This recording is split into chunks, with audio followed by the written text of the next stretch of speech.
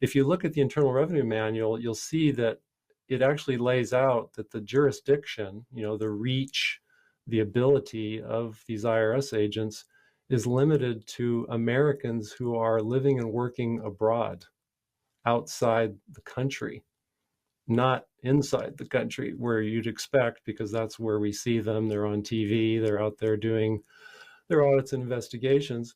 And I thought, well, that couldn't possibly be true. So I went upstairs to the law library and flipped through the official Internal Revenue Manual that the IRS, keeps for their own lawyers and accountants. And there it was. In fact, I've got that on my website on the landing page, agentfortruth.com.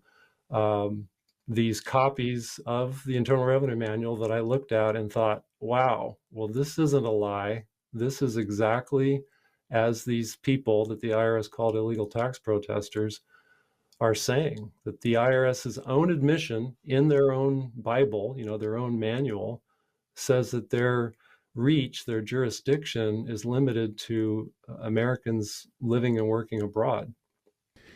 And so the crux of her argument is that Americans that are not living abroad and are just living in the United States don't have to pay a federal income tax. Is that the heart of her claim?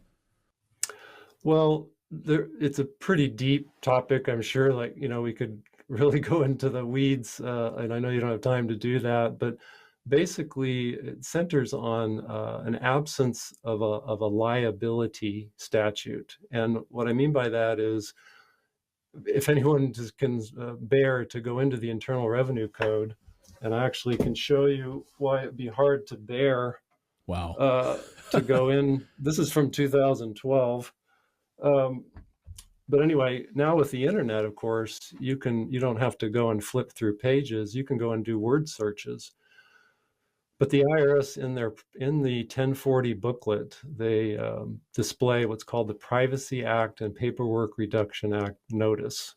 And that's basically the notice to the public about what laws that are there that require you to do these things, for the IRS, give them tax returns.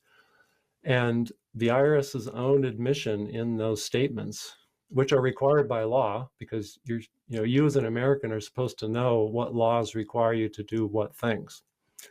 So the IRS spells out, and again, this is on my website, that you must give us a return or statement for any tax you are liable for, any tax you are required to pay. And the courts have ruled that, well, you have to be able to be the person responsible for paying a particular tax.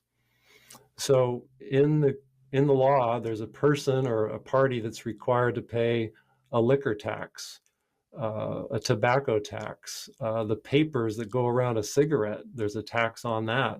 There are all kinds of excise taxes that are and income tax that are required to be paid, but there's a person who's made liable, who's designated as the responsible party to pay it.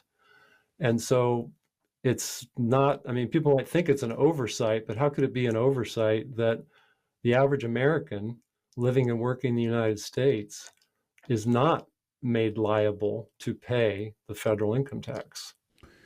So it literally says in the code that as an American, you are not liable for paying federal income tax. Well, it's absent. In other words, all of these other parties are made liable, but you'd think, job one would be to make the average American liable to pay it.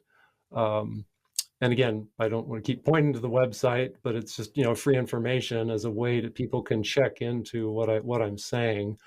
And as I said to you earlier, offline, I'm not a Pied Piper trying to get people to, get into a battle with an 800-pound gorilla.